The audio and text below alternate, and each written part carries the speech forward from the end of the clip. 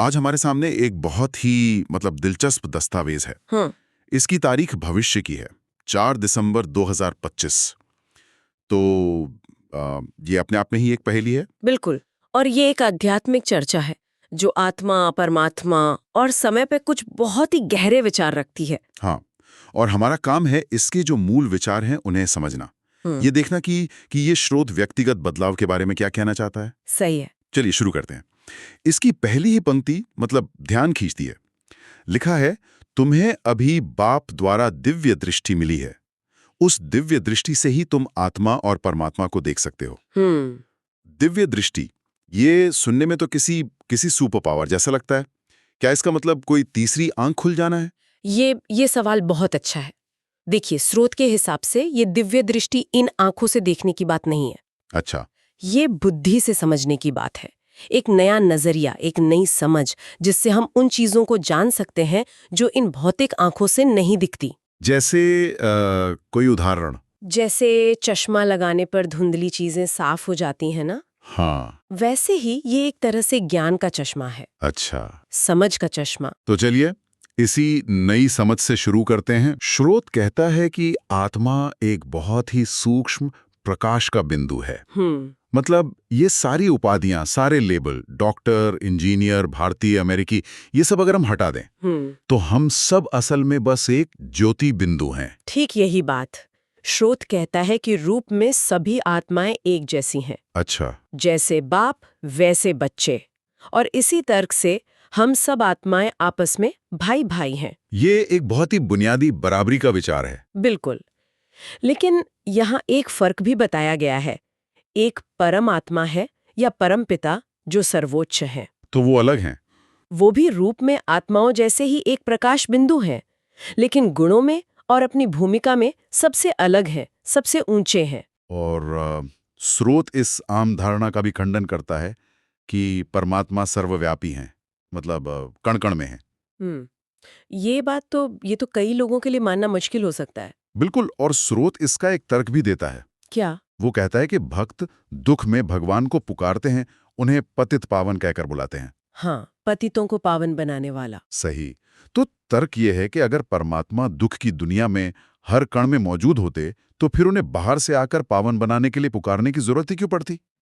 ये सोचने वाली बात है। लोग उन्हें याद करते हुए कहते हैं, बाबा आप जब आएंगे तो आप पर हम वारी जाएंगे।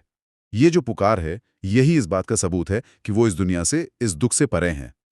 ये तो सोचने का एक बिल्कुल ही अलग तरीका है। हाँ, तो मतलब ये सारी यात्रा उस अलग रहने वाले परमात्मा से फिर से जुड़ने की है। बिल्कुल। स्रोत में एक बहुत सुंदर पंक्ति है, आत्मा परमात्मा अलग रहे बहुकाल। अच्छा, ये उस लंबी जुदाई की तरफ इशारा करती है जिसके बाद अब संगम का या कहीं मिलने का समय आया है। और इसी मिलन से आत्मा को वो ज्ञान और अपना खोया हुआ वर्षा वापस मिलना है। वर्षा विरासत या हेरिटेज। हाँ, विरासत। अच्छा, यहाँ से एक और बड़ा विषय सामने आता है, भक्ति और ज्ञान का फर्क। हम्म स्रोत में मीरा का उदाहरण है, जो कृष्ण की भक्ति में पूरी तरह दीवानी थी। उन्हें दर्शन भी हुए। हाँ, साक्षात्कार हुए। लेकिन फिर भी स्रोत कहता है कि इस रास्ते से मुक्ति, जीवन मुक्ति नहीं मिलती। तो क्या स्रोत ये कह रहा है कि मीरा की भक्ति में कोई शक्ति नहीं थी? नहीं, ये एक बहुत जरूरी सवाल है। देखिए, स्रोत भक्ति की शक्ति को नकार नहीं रहा। वो कह रहा है कि उसका फल अलग है। मतलब? भक्ति का फल है अल्पकाल का साक्षात्कार या दर्शन, मन की शांति, लेकिन वो मुक्ति, जीवन मुक्ति नहीं दिलाता। मुक्ति, जीवन मुक्ति, जिसका मतलब है जन्म मरण के चक्र से मुक्ति और जीवन में ही स्वर्ग का अनुभव। बिल्कुल। स्रोत के अनुसार उसके लिए एक अलग रास्ते की जरूरत है, और वो है ज्ञान का मार्ग। और ये ज्ञान किसी शास्त्र या ग्रंथ से नहीं आता। नहीं, स्रोत इसे एक पढ़ाई बताता है जो सीधे बाप यानी परमपिता परमात्मा से मिलती है। एक पढ़ाई? हाँ, इसे गॉड फादरली वर्ल्ड यूनिवर्सिटी का नाम दिया गया है, जिसका एक स्पष्ट एम, ऑब्जेक्ट यानी लक्ष्य है। और वो लक्ष्य क्या है? मनुष्य से देवता बनना। मनुष्य से देवता बनना? ये कोई अस्पष्ट साधना नहीं, बल्कि एक पूरा कोर्स है। ये तो सुनने में बहुत बड़ा दावा लगता है। स्रोत इसे सत्य नर से नारायण बनने की कथा कहता है। कथा? कथा शब्द से तो ऐसा लगता है जैसे कोई कहानी हो। और यहीं पर एक और गहरा राज है। इसे कथा इसलिए कहा गया है क्योंकि ये घटना 5000 साल पहले भी घटी थी। अच्छा। जो बीत चुका है वही तो कथा बनता है। तो ये कोई काल्पनिक कहानी नहीं, बल्कि एक दोहराई जाने वाली हकीकत है। एक मिनट, दोहराई जाने वाली हकीकत। आप कह रही हैं कि जो कुछ भी हो रहा है वो पहले भी हो चुका है और फिर से होगा, हूबहू। हाँ, स्रोत इसे 5000 साल का एक ड्रामा या विश्व नाटक का चक्कर कहता है, जो एकदम सटीक रूप से खुद को दोहराता है। एक फिल्म की रील की तरह? बिल्कुल, एक फिल्म की रील की तरह जो हर 5000 साल बाद फिर से शुरू से प्ले होती है। वही एक्टर्स, वही डायलॉग्स, वही सीन। अगर सब कुछ हूबहू दोहराता है तो फिर मेरी मेहनत का, मेरे चुनाव का क्या मतलब हुआ? ये तो फ्री विल या स्वतंत्र इच्छा के कॉन्सेप्ट पर ही एक बहुत बड़ा सवाल उठा देता है। ये इस दर्शन का सबसे चुनौतीपूर्ण और दिलचस्प पहलू है। वो कैसे? स्रोत कहता है कि ड्रामा पहले से ही निश्चित है, लेकिन हर आत्मा को अपनी अपनी भूमिका पूरी स्वतंत्रता से निभानी है। ये तो विरोधाभास है। यानी मेहनत करना वो भी उस भूमिका का ही एक हिस्सा है जो पहले से रील में रिकॉर्डेड है। इसे ऐसे समझिए कि फिल्म में एक्टर को पता होता है कि स्क्रिप्ट क्या है, लेकिन फिर भी वो अपना किरदार पूरी शिद्दत से निभाता है। यहाँ ज्ञान हमें उस स्क्रिप्ट की समझ देता है। ये समझना तो काफी गहरा है। तो अगर सब कुछ पहले से तय है तो फिर किसी को भक्ति छोड़ने के लिए कहने का भी क्या मतलब है? इसीलिए स्रोत सलाह देता है कि किसी पर भी जबरदस्ती ना करें। अच्छा। जब किसी की बुद्धि में ये ज्ञान बैठेगा तो वो खुद ब खुद, मतलब स्वाभाविक रूप से सीमित भक्ति से निकलकर असीमित बाप और अपने असीमित वर्षे की तरफ आकर्षित होगा। ये एक नेचुरल बदलाव है। ये इस एहसास से आता है कि अरे, हम ही तो सारे विश्व के मालिक थे और फिर 84 जन्मों का चक्र पूरा करते करते आज कंगाल बन गए। बिल्कुल, यही एहसास बदलाव की नींव है। तो ये सारी बातें सुनने में तो बहुत गहरी हैं, आत्मा, परमात्मा, 5000 साल का चक्र। लेकिन सवाल ये उठता है कि एक आम इंसान अपनी रोजमर्रा की जिंदगी में इसका क्या करे? क्या उसे सब कुछ छोड़कर साधु बन जाना है? बिल्कुल नहीं, और यही तो इस ज्ञान की सबसे खास बात है। स्रोत हठ योग या घर बार छोड़ने की बात नहीं करता। तो फिर क्या करना है? वो कहता है गृहस्थ व्यवहार में रहो, अपने कामकाज, अपनी जिम्मेदारियां सब निभाओ, लेकिन बुद्धि का योग यानी मन का कनेक्शन एक बाप से जोड़कर रखो। जैसे? वो ट्रेजरी के कैशियर का उदाहरण है ना। हाँ, बिल्कुल। वो दिन भर लाखों रुपए गिनता है, लेकिन उसकी बुद्धि में ये पक्का रहता है कि इसमें से एक भी रुपया मेरा नहीं है। वो निर्लेप होकर अपना काम करता है। सही। ये कमल के फूल की तरह हुआ, जो कीचड़ में रहते हुए भी उससे अलग रहता है। लेकिन ये कहना आसान है, करना मुश्किल।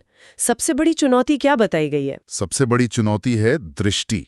स्रोत इसके लिए एक बहुत ही मजबूत शब्द का इस्तेमाल करता है, क्रिमिनल दृष्टि। क्रिमिनल दृष्टि। हाँ, वो कहता है कि इस चक्र के आधे हिस्से में, यानी सतयुग और त्रेता युग में, आंखें सिविल होती हैं, और बाकी के आधे में? और बाकी के आधे हिस्से में, द्वापर और कलयुग में, क्रिमिनल हो जाती हैं। क्रिमिनल आंखें, ये तो बहुत कठोर शब्द है। इसका असल मतलब क्या है? क्या ये किसी को बुरी नजर से देखने के बारे में? हाँ, लेकिन ये उससे भी गहरा है।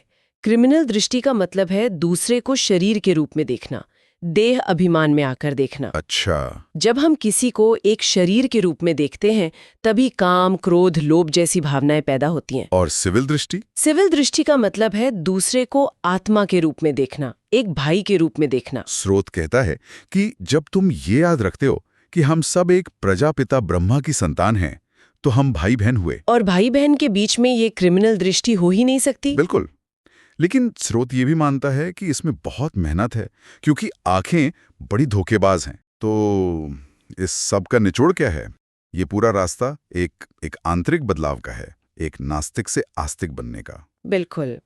और यहाँ नास्तिक का मतलब वो नहीं जो भगवान को नहीं मानता। हाँ, बल्कि वो है जो रचता और रचना के आदि, मध्य और अंत को नहीं जानता। सही पकड़ा। ये अपवित्र से पवित्र बनने की यात्रा है।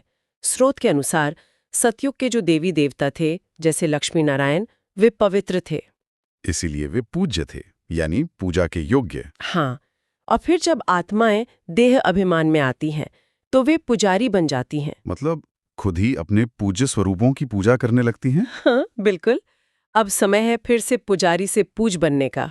तो अगर मैं इसे समेटूं तो हमने एक सूक्ष्म आत्मा के विचार को समझा, एक सर्वोच्च पिता जो सबसे परे हैं, 5000 साल का एक दोहराया जाने वाला ड्रामा, और भक्ति से ज्ञान के मार्ग का फर्क, जिसका लक्ष्य मनुष्य को देवता बनाना है।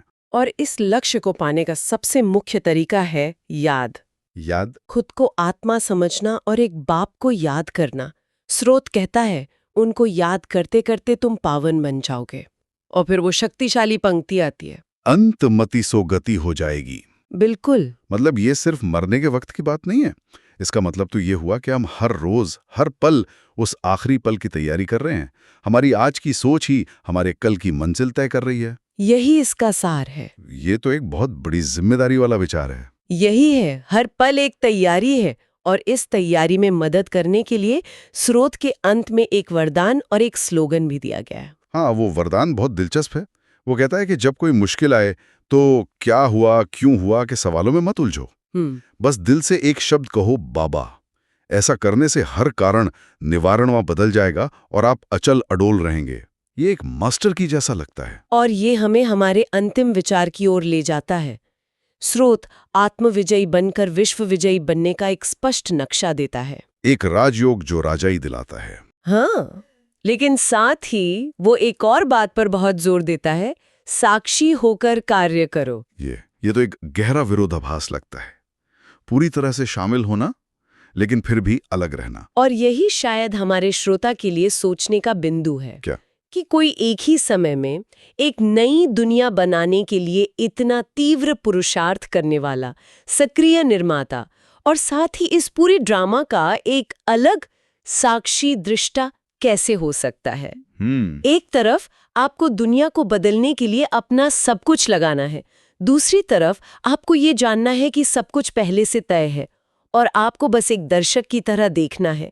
इन दोनों अवस्थाओं को एक साथ साधना, शायद यही इस मार्ग की सबसे बड़ी चुनौती और सबसे बड़ा लक्ष्य है।